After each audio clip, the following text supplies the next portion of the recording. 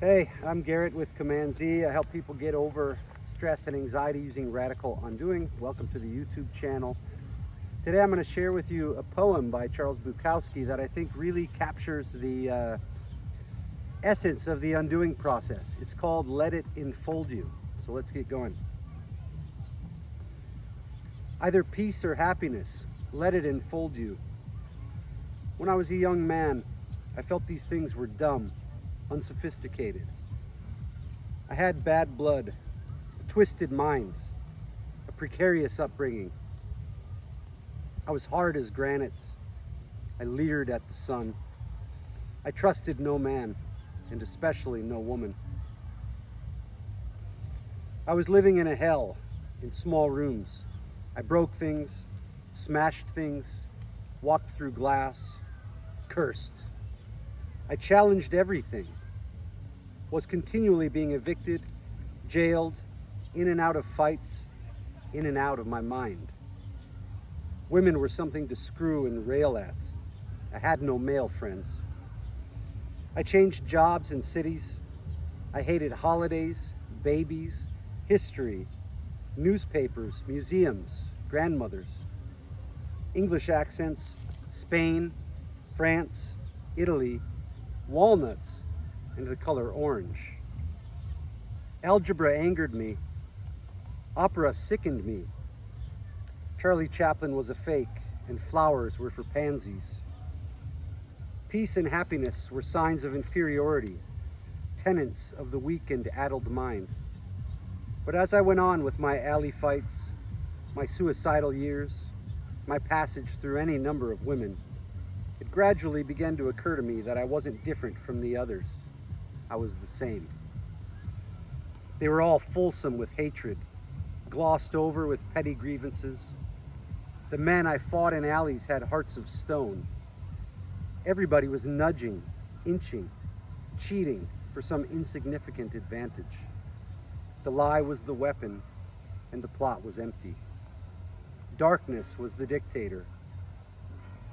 Cautiously, I allowed myself to feel good at times. I found moments of peace in cheap rooms, just staring at the knobs of some dresser or listening to the rain in the dark. The less I needed, the better I felt.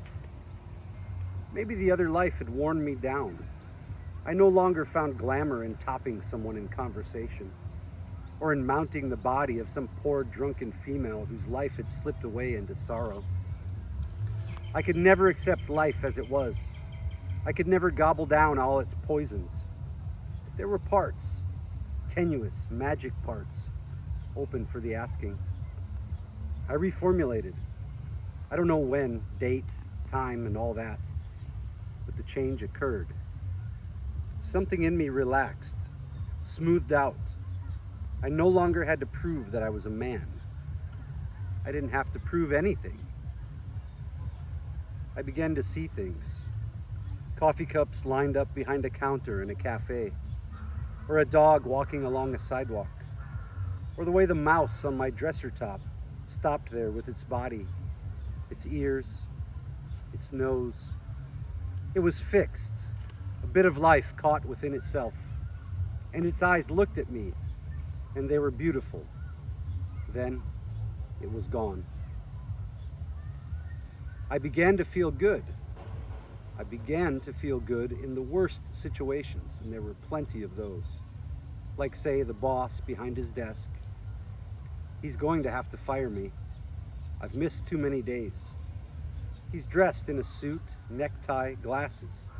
He says, I am going to have to let you go. It's all right, I tell him. He must do what he must do. He has a wife, a house, children, expenses, most probably a girlfriend. I'm sorry for him. He is caught. I walk onto the blazing sunshine. The whole day is mine, temporarily anyhow. The whole world is at the throat of the world. Everybody feels angry, shortchanged, cheated. Everybody is despondent, disillusioned. I welcomed shots of peace, tattered shards of happiness. I embraced that stuff like the hottest number, like high heels, breasts, singing, the works. Don't get me wrong, there is such a thing as cockeyed optimism that overlooks all basic problems just for the sake of itself. This is a shield and a sickness. The knife got near my throat again. I almost turned on the gas again. But when the good moments arrived again, I didn't fight them off like an alley adversary. I let them take me. I luxuriated in them. I made them welcome home. I even looked into the mirror, once having thought myself to be ugly. I now liked what I saw. Almost handsome, yes, a bit ripped and ragged, scars, lumps, odd turns, but all in all, not too bad. Almost handsome. Better at least than some of those movie star faces, like the cheeks of a baby's butt. And finally I discovered real feelings of others, unheralded, like lately, like this morning as I was leaving for the track. I saw my wife in bed, just the shape of her head there, not forgetting centuries of the living and the dead and the dying, the pyramids, Mozart dead, but his music's still there in the room, weeds growing, the earth turning, the tote board waiting for me. I saw the shape of my wife's head, she so still.